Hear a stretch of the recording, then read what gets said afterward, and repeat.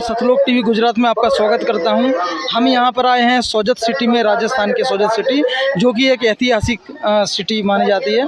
यहां पर संत रामपाल जी महाराज का 3 दिवसीय समागम चल रहा है, जिसमें हमने काफ़ी सारी कवरेज की। और वैसे ही हमको यहां पर एक पूरी फैमिली मिली है। इनसे हम संत रामपाल जी महाराज के बारे में, उनके ज्ञान के बारे में थोड़ी चर्चा करेंगे। नमस्ते सर। सत साहेब, कहाँ से आए हो आप? हम मुंबई से आए भगत जी। सर आपका प्रोफेशन क्या है? मैं हाई कोर्ट में, बॉम्बे हाई कोर्ट में एडवोकेट हूँ। सर हमने ऐसा सुना है कि जो संत रामपाल जी महाराज के अनुयायी हैं वो लेस लिटरेसी और कम पढ़े लिखे होते हैं, और आप तो वेल एजुकेटेड हो, तो इसमें कितनी सच्चाई है सर? जी, ये बिल्कुल सच नहीं है। सभी भगत बहुत ज्ञानी पंडित है, सबको ज्ञान है। परमात्मा कहते हैं कि अकल अलोने दीखते, ये सभी अकल के मूल। इनको वो ज्ञान हो चुका है कि मरने के बाद हमें क्या साथ लेके जाना है। तो जो पढ़े लिखे हैं वो पढ़कर आ रहे हैं, ज्ञान समझकर आ रहे हैं। जो दूसरे भगत है वो अनुभव लेके आ रहे हैं। तो सभी कैटेगरी के भगत हैं, पूरे पढ़े लिखे हैं। कोई एडवोकेट से, कोई डॉक्टर से, कोई टीचर से, कोई इंजीनियर से, आईआईटी से लेके आईटी से लेके सब भगत जी इसमें है। सर आपका प्रोफेशन जैसा है वो बिल्कुल प्रैक्टिकल है, और आध्यात्मिक दुनिया बिल्कुल काल्पनिक होती है। तो आपको इसमें इतनी रुचि कैसे आ गई, और किस तरह से आप किस माध्यम से संत रामपाल जी महाराज से जुड़ गए? जैसे भगत जी, मैं एडवोकेट भी था और मैं पब्लिक सर्वेंट भी था। और जैसे बोलते हैं कि मैं इस तरीके से जगत में व्यवहार करता था कि मैं अध्यात्म में कभी जुड़ूंगा और कोई गुरु बनाऊंगा, ऐसा मेरा कोई ऐसा विचार नहीं था। देवी देवता सब पूजा पाठ सब हम करते थे, लेकिन संकट कभी कम नहीं हुए। संकट आने शुरू रहे, और 2020 में हमारे ऊपर ऐसे संकट के बादल आए कि मैं बयान नहीं कर सकता। और उस वक्त साक्षात गुरुजी संत रामपाल जी महाराज ने मुझे दर्शन दिया और बताया कि बेटा तू जल्दी से मेरे शरण में आ जा, वरना तेरे ऊपर और बहुत कष्ट आने वाले हैं। तब मुझे पता चला कि ये संत रामपाल जी महाराज कौन है। मैंने कई छानबीन की, तब पता चला कि बरवाला में कोई आश्रम है, वहाँ संत रामपाल जी रहते हैं। और इस तरीके से मैं मालिक के चरणों में आया और बहुत ज्ञान सुना, ज्ञान गंगा किताब पढ़ी, और बाद में मुझे पता चला कि जो मैं क्रिया करता हूँ वो शास्त्र के विरुद्ध है। सच्चा ज्ञान तो संत रामपाल जी महाराज बता रहे हैं। तब वो समझ के मैं मालिक के चरणों में आया। ये धरती का निर्माण जब से हुआ है तब से ही एक परमपिता, एक परमेश्वर की खोज हो रही है। और दुनिया में इतने सारे धर्म हैं, सब वो एक परमपिता है उसकी खोज में लगे हुए हैं। तो आपके हिसाब से परमपिता जो एक है वो कबीर साहब हैं, और आपको वो मिल चुके हैं, ऐसा कहना चाहते हो? ये बिल्कुल सही है। सभी ग्रंथ मैंने पढ़े, मैंने गीता समझी, वेद पढ़े और घट रामायण पढ़ी, और भी कई ग्रंथ हैं जिनका सब मिलान करके मैं अचंभित रह गया कि बाप रे, ये सबसे बड़ा ज्ञान, सबसे उत्तम ज्ञान और मूल ज्ञान तो ये है। सबका मालिक एक तो सभी बताते हैं, लेकिन सबका मालिक है कौन, वो कहाँ रहता है, उसका नाम क्या है, वो सब मालूमात संत रामपाल जी महाराज ने हमें बताई। और वो कबीर है, वो कबीर देव है, जो भूपृष्ठ के तीसरे मंडल में सिंहासन पे बैठा है, तेजोमय शरीर है। उनके एक रोमकूप में करोड़ों अरबों चंद्रमा सूरज की रोशनी समा जाए, उतना प्रकाश वो हमारे परमात्मा का है। और इन पाखंडियों ने हमें हमारे परमात्मा से दूर रखा, और संत रामपाल जी ने तो हमें मिला ही दिया उनसे। मुझे परमात्मा ने, मेरे मन में थोड़ी हलचल मची थी कि सच में मैं संत रामपाल जी के शरण में जब जा रहा हूँ, और लोग कहते हैं कि कबीर साहब का अवतार है। एक दिन मैंने खुद को ही प्रश्न पूछा, तो चलो एक बार टेस्ट करके देखते हैं कि सच में संत रामपाल जी कबीर साहब के अवतार है क्या। तो सितंबर 20, 2020 में संत रामपाल जी महाराज मेरे सामने प्रकट हुए रात को 3:30 बजे, और मेरा हाथ पकड़ के मुझे बोला, बेटा तू चल मेरे साथ। तो सतलोक लेके गए, और सतलोक में उन्होंने दिखाया कि देख ले, मैं सिंहासन पे बैठा हुआ वो मैं ही हूँ, और जो मैं धरती पर हूँ वो भी मैं ही हूँ। तो तेरी शंका अब दूर हो गई है, तू मुझे पहचान ले बेटा, ये भक्ति मत छोड़ना। और ये मैं साक्षात परमात्मा ने दर्शन दे के मुझे बताया कि मैं खुद ही कबीर आया हूँ। सर हमने सुना है कि संत रामपाल जी महाराज के शिष्यों को बहुत सारा लाभ होता है, आपको क्या लाभ हुआ? भगत जी अभी मुझे जुड़ के लगभग 30 मई 2020 को मैं जुड़ा हूँ। लगभग 2.5-3 साल भी नहीं हुए हैं। लाभ अगर मैं गिनने जाऊँ तो कम से कम 10 दिन लग जाएंगे मुझे एक एक बात बताने में। मेरे कोई भी संकट आया हो तो मालिक ने पहले उसे दूर कर दिया। पहले तो मुझे सतलोक दिखाया, पूर्ण परमात्मा मिले, और मरने के बाद मुझे कहाँ जाना है वो स्थान मुझे मिल गया। दूसरा, सांसारिक सुख में हमारी बीमारियां थी, पेट के बहुत ही ज़बरदस्त बीमारियां थी, खाना पचता नहीं था, मुझे ड्रेन सिंड्रोम था, मेरी भगतमती थी उसे भी ड्रेन सिंड्रोम था, हर दो हफ्ते में उसे एडमिट करना पड़ता था। मालिक के शरण में आने के बाद में हम कभी 5 रुपए की गोली खाते या 10 रुपए की, इससे ज़्यादा हम कुछ नहीं करते। उसके बाद में सांसारिक लाभ मालिक ने ऐसे दिए कि जहां बच्चों की फीस लाखों रुपए भरनी पड़ती है वह गवर्नमेंट में नंबर लग गया। हमारे जो आर्थिक जो भी मेरे नुकसान हुआ था, मुझे जो भी प्रॉब्लम्स थे वो सब मालिक ने धीरे धीरे सब सॉल्व कर दिए। मैं कुछ मेरी प्रॉपर्टी बेच रहा था, लेकिन मालिक ने आदेश दिया बेटा तू थोड़ा दिन सब्र कर, और आज मैं वो प्रॉपर्टी दिन ब दिन बढ़ती जा रही है। और कई लाभ हुए, जो होने वाला काम नहीं वो मालिक पहले ही कर देते हैं। और कई बार मालिक ने हमारी जान बचाई है। परमात्मा कहते हैं कि सद्गुरु शरण आने से आई टले भला, जो मस्तक में सूली वो कांटे में टल जा। तो छोटी मोटी चोट भी नहीं लगने दी, कांटे इतनी भी तकलीफ मालिक ने नहीं दी। तो साक्षात कई बार प्राण भी बचाए हमारे मालिक ने। कई लाभ हुए हमको भगत, कई लाभ हुए। सर आप वेल एजुकेटेड हैं, हम और भी वेल एजुकेटेड लोगों के पास जाते हैं जैसे डॉक्टर, इंजीनियर, तो वो लोग ये कहते हैं कि हम बुढ़ापे में भक्ति करेंगे, और संत रामपाल जी महाराज कहते हैं कि बचपन से ही भक्ति शुरू कर देनी चाहिए। तो इस पर क्या कहना चाहेंगे? जी, ये तो हमारा it is our wrong perception कि हम बूढ़े होंगे और बाद में भक्ति करेंगे। कल का भरोसा नहीं है, ये काल भगवान कब क्या दाव लगाएगा इसका कोई भरोसा नहीं है। मालिक ने कई बार बताया है संत रामपाल जी महाराज ने कि बचपन में ही भक्ति शुरू कर देनी चाहिए। कब क्या होगा, बिजली गिरेगी, इसका कोई भरोसा नहीं है। तो सभी जगत से मेरी प्रार्थना है कि जल्द से जल्द बुढ़ापे की राह न देखे, लेकिन बुढ़ापे में हमें बुढ़ापे का दर्द अगर दूर करना है तो इस राह पे चल पड़े। तो बुढ़ापे की राह न देखे, जो समय आपको अभी मिल रहा है आप परमात्मा के शरण में आके भक्ति शुरू कर दीजिए।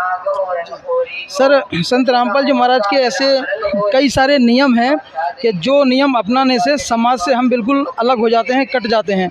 जब आपने इनके नियमों पे चलना शुरू किया तो आपको डर नहीं लगा कि हम समाज से अलग हो जाएंगे, समाज हमसे दूर हो जाएगा, कोई बात नहीं करेगा, कोई हमारे पास आएगा जाएगा नहीं? इसके बारे में क्या कहना? मैंने ये कई बार शंका मेरे मन में आती थी कि मेरा क्या होगा, मैं आइसोलेट हो जाऊंगा। लेकिन जब मैंने वो नियम देखे और नियम पालना शुरू कर दिया तो थोड़े दिन में मुझे पता चला ये तो पाखंड था जो मैं पाल रहा था। जो मैं पूजा कोई करता नहीं होगा इतनी पूजा मैं करता था, इतने तीर्थों पे मैं जाता था, इतना दान धर्म मैं करता था, लेकिन जो हमारे ऊपर संकट आए वो ये क्रिया से कभी बंद नहीं हुआ। संकट आते ही गए।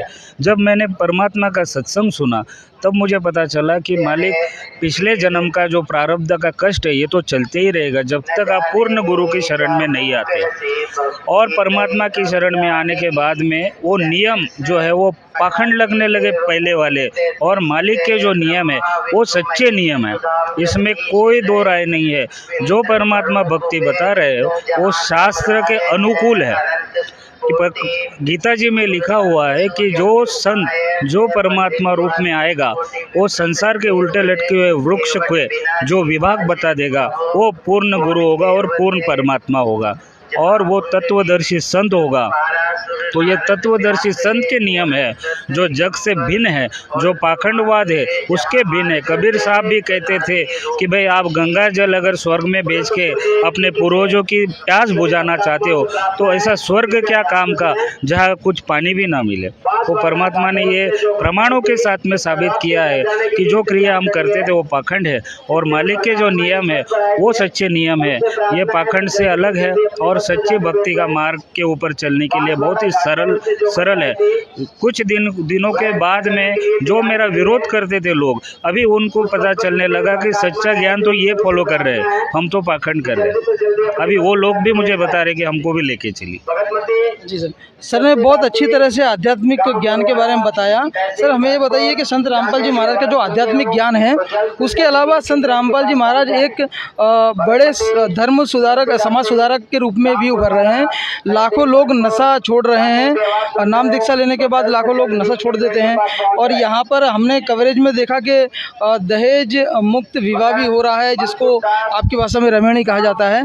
तो ये जो मुहिम छेड़ी है समाज सुधारक की, इससे समाज पर क्या प्रभाव पड़ेगा और कितनी हद तक ये काम में हो पाएगी? इसका तो बहुत ही प्रभाव पड़ेगा। परमात्मा ने जो मुहिम छेड़ी है उसमें हम सब लोग बढ़ चढ़ के भाग ले रहे हैं और नशा मुक्ति, दहेज विरहित रमणी और कई तरीके के नशा मुक्ति प्रोग्राम संत रामपाल जी महाराज चला रहे हैं। इससे समाज के जो यंग जनरेशन है वो अब भक्ति मार्ग की तरफ चल रही है। जिनको गलत दिशा जा रही है, कई लोग उनको गलत दिशा में भटका रहे हैं, परमात्मा उनको अपनी शरण में लेके उन प्यारी आत्माओं को नशा मुक्त करके सभी प्रकार के नशा छुड़वा रहे हैं और अपने आध्यात्मिक सनातन परम धाम को पाने के लिए जो सही रास्ता है वो बता रहे हैं। तो समाज सच में सुधरेगा। कहीं ना कहीं किसी न किसी ने तो बीज बोना है। आज मालिक ने बीज बो दिया है और आज वो वृक्ष इतना बड़ा हो रहा है कि कई कॉलेज के स्टूडेंट्स है, कोई माई है, कई लेडीज़ है, जेंट्स है, सभी लोग मालिक के दर्शन के लिए मालिक के शरण में आ रहे हैं और सब बुराइयाँ त्याग के परमात्मा की राह पे चल रहे हैं।